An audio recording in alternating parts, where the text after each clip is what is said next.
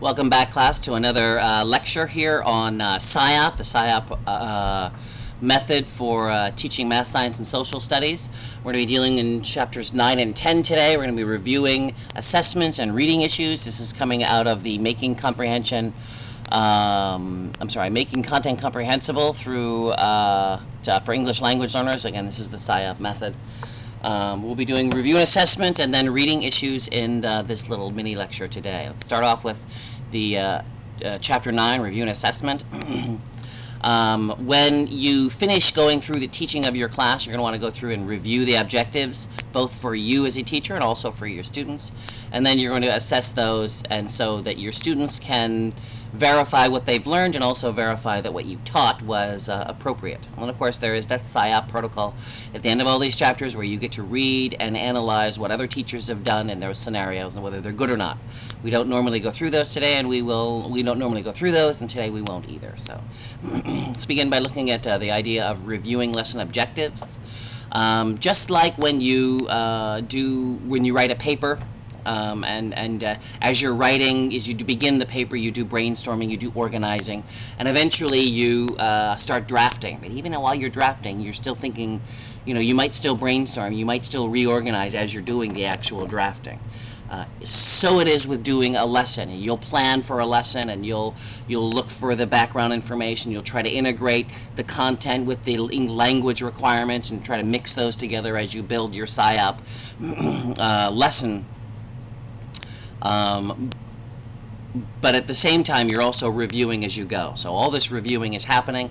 Reviewing happens throughout the lesson. It begins in planning, it continues during the presentation, and here at the end, at the assessment phase, you're going to be doing reviewing. So it's just something that you're constantly doing throughout the process. You can notice if you're doing a presentation and you're noticing something isn't right, you're going to review. You're going to be able to review then and try to make changes. So what things do we review? We're going to review vocabulary, and we're going to review key concepts.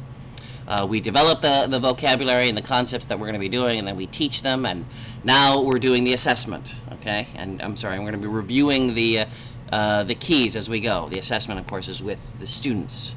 We're assessing their abilities after we do the teaching. But then we review our stuff, okay? We review it and see if it was okay, whether it was appropriate, whether it was effective, right? And we revise what we do then, okay? And after we revise, we reteach, and we check it again. Okay, so we're just going through that process over and over again. It's like a big circle. And so with regarding the assessing of lesson objectives, we want to provide feedback to our students. As they do the activity that we created, we now want to provide feedback to them. One, so that they can notice the changes that they need to make. So we can notice the inner language elements that need to change. I want to try to help them notice that. Remember, noticing is the first step in actually making changes in the inner language so they can make their language better. So we want to provide that regular feedback for them to notice and also to confirm that they've actually learned what the objectives actually stated. We want to assess and evaluate student comprehension. How well do they understand? To do this, we need to gather information about their learning, right? We can do it via tests. We can do it via observation. There are multiple ways that we can do and collect information. It doesn't have to be a test, a formalized test. There's a lot of informal tests that we can do just by noticing or asking questions, interviews, group work, other types of things we can use to try to evaluate whether they've learned, right? We want to make judgments about how well they're doing. And again, multiple assessments would probably be better. You always want to try to develop triangulation. And basically the idea of triangulation is that you've got one data set here, you've got another data set here, you've got another data set here, and it helps you to gain a better picture because you can triangulate. You can get a better picture of what's going on here. Another way that I've seen this is that you evaluate a number of things and you can create levels of evaluation, and that way you have a deeper description of what the students have actually learned. And that's the whole point of having multiple assessments. You don't just have one test in the middle and then you're done with it. You want to have multiples as you go. That gives you a better description, a richer description, a more ethnographic type of description of what's going on. It's more qualitative in nature. All right, the different types of assessments. As I said, there are a range of them. You can also modify your assessments with regard to time.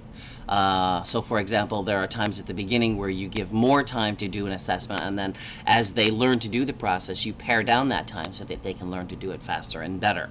You can see how well that is. You can provide different levels of support while you're doing assessments, and while you're taking away that support or taking away that scaffolding, how well are they able to do that, the activities or understand the concepts by themselves.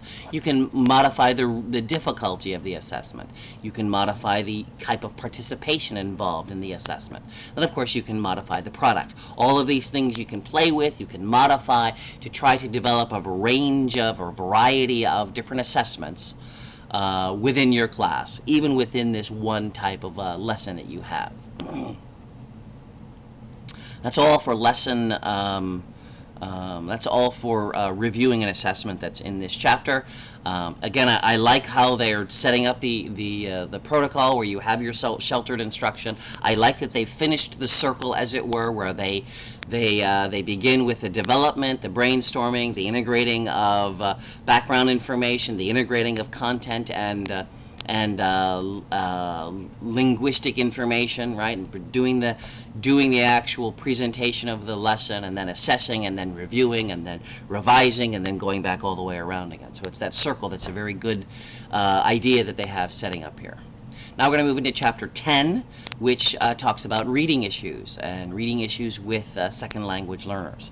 By far the most difficult element for students is the understanding of how to read, and associated with that is vocabulary for second language learners. And so they need a lot of instructions with reading in a whole bunch of areas depending on their level, whether it's phonemic or phonetic or vocabulary, fluency or comprehension, or even syntax. They're going to need to know a whole bunch of things. And so it's generally this area where they have more difficulty, where it takes longer for them to catch up. Some of the issues associated with this is first language support. How well does your second language learner understand their first language? Can they read and write in their first language? If they can't, it's going to be more difficult, and so there's less leaning on that first language that they have.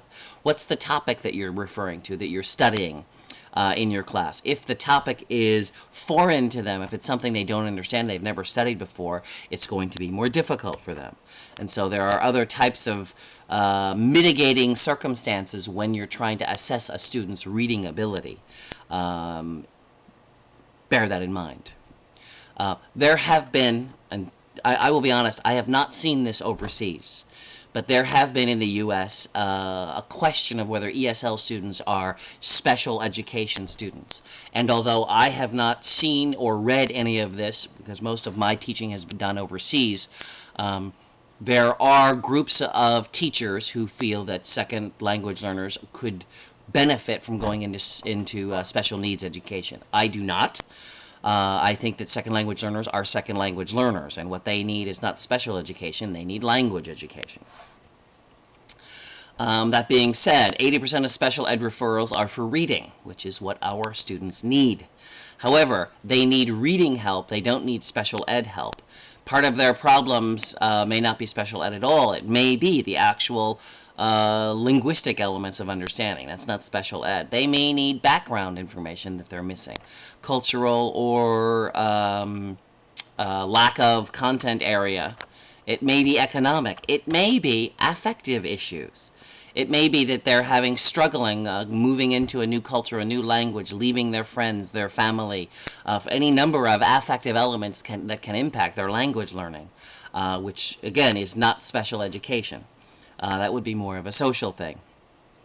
And so, for the most part, I would not recommend special ed at all. It would be better to consider intervention instead of disability. And I would definitely agree with this. Intervention or extra help for these students, it's not a problem, a disability problem that they have. What they need is simply more time to process until they learn how to do things at the speed of native speakers.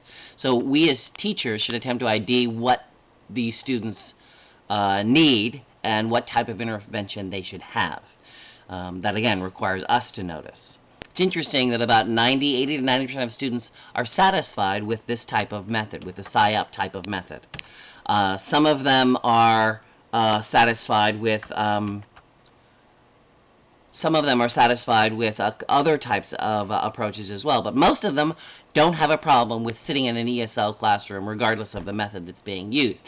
10 to 15% may need extra help because of the problems they have, whether it's a lack of a first language, or whether it's a cultural thing, or whether it's some type of affective frustration that's slowing them down. They're going to need some type of extra help. But only a very small portion of ELLs actually need special ed, because they really don't have special ed issues. They have language issues. They have culture issues. And so we should be cognizant of that. Okay?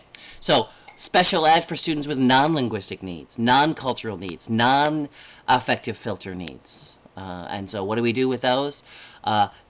Obviously, you can spend time with them if you have the time. You can try to work with special educators within the school system that you have to help deal with them.